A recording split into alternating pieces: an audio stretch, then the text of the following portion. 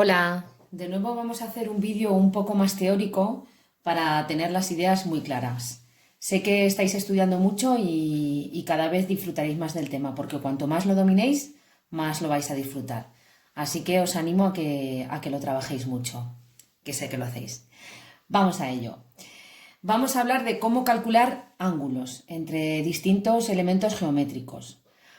En lo que me voy a basar es en cómo calculo el ángulo entre dos vectores y por eso es lo primero que he puesto, ¿vale? Imaginaros que tenemos dos vectores, aquí son u y v, y vamos a calcular el ángulo que forman. Vale, pues me tengo que apoyar siempre en el producto escalar cuando estoy calculando ángulos. ¿Por qué? Porque tengo dos maneras de calcular el producto escalar. Esta es una, hallando el módulo de los dos vectores y multiplicándolo por el coseno del ángulo que forman. Y la otra es haciéndolo con las coordenadas, ¿vale? Recordad que yo tenía dos vectores por otro, 1, 2, 3 coordenadas, y lo que tengo que hacer es ir multiplicando esta por esta, y luego le sumo el producto de esta por esta, y por último le sumo el producto de esta por esta. Muy bien, pues de aquí vamos a despejar el coseno del ángulo y me da igual a esto partido por esto. Pues ya puedo calcular el ángulo. O sea, sé que es el arco coseno del producto escalar de los dos vectores partido del producto de los módulos. Siempre nos vamos a basar en eso. Bueno, pues cambiamos y vamos ahora a hablar del ángulo entre dos rectas.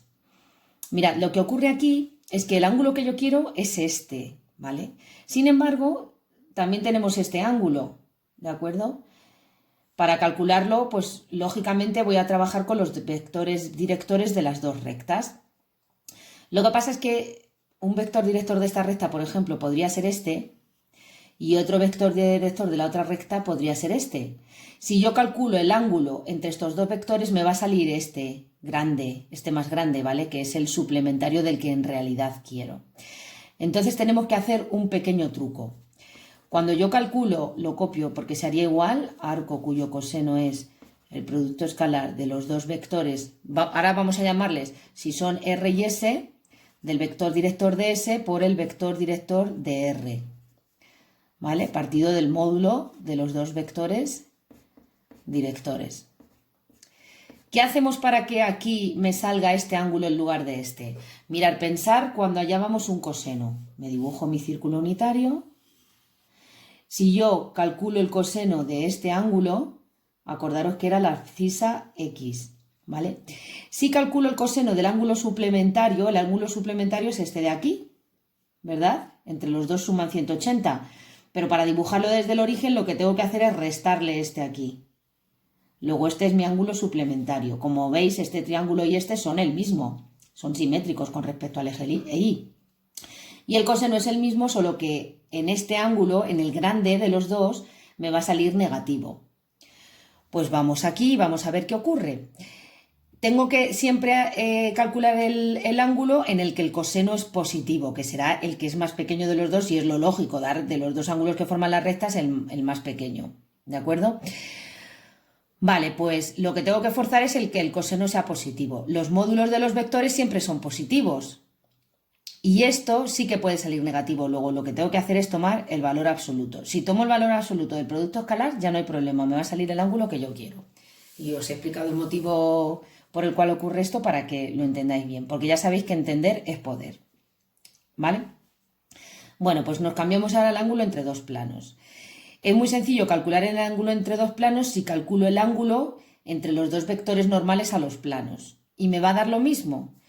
Por ejemplo, si esto es pi sub 1 y esto es pi sub 2, y yo tengo aquí el vector normal de pi sub 1, ¿vale? Y el vector normal de pi sub 2. Los dibujo aquí fuera que me es más... fuera del esquema que me es más cómodo, ¿vale?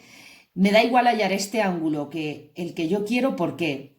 Porque en realidad, si yo tuviese un vector aquí y lo girase 90 grados, tendría el vector normal de pi sub 1. Y si yo ahora un vector que esté aquí lo giro 90 grados, tengo el vector normal de pi sub 2. Pero en el fondo es lo mismo, porque estoy girando, mirad, este es el vector que me indicaría la dirección del plano pi sub 1, ¿vale? Si lo giro 90 grados tengo este.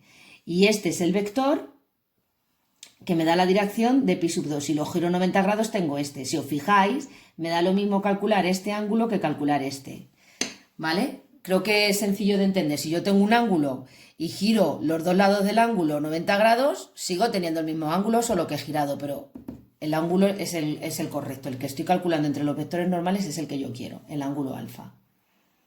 Muy bien. Y tened en cuenta también que hay que tomar el módulo siempre, o sea, el valor absoluto de este producto escalar, porque si no ocurre lo mismo que anteriormente, que me podría salir este ángulo, que es el grande, ¿de acuerdo? Por último, tenemos que hablar del ángulo entre una recta y un plano.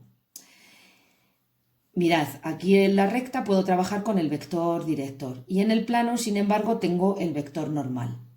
Trabajando como antes y también de nuevo utilizando el valor absoluto, porque si no puede ocurrir que en vez de hallar el ángulo entre este ángulo pequeñito, esté hallando este ángulo grande, ¿de acuerdo? O sea, que no se os olvide también el valor absoluto.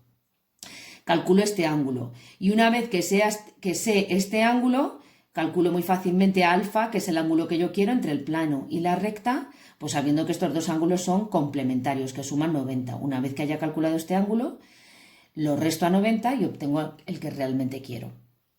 Bueno, pues no hace falta más explicación, solamente volver a hacer hincapié en que en estos tres casos siempre tengo que coger el valor absoluto del producto escalar. En el único caso que no tendría que hacer esto es cuando hallo el ángulo entre dos vectores, porque si los vectores son este y este, efectivamente necesito el ángulo grande, no necesito el pequeño porque tiene que ser este. Si hallo este, ya lo estoy hallando con el vector opuesto de este, no sería lo mismo. Recordar que no hay que aprender nada de memoria, que hay que entender, que es como realmente luego salen las cosas. Lo que sí que tengo que saber aquí únicamente es esto. Es lo único que tengo que saber de todo el folio, cómo calcular el producto escalar de las dos maneras. Bueno, mucho ánimo y enhorabuena, que sé que estáis haciendo un gran esfuerzo y os animo a que sigáis haciéndolo. ¡Hasta pronto!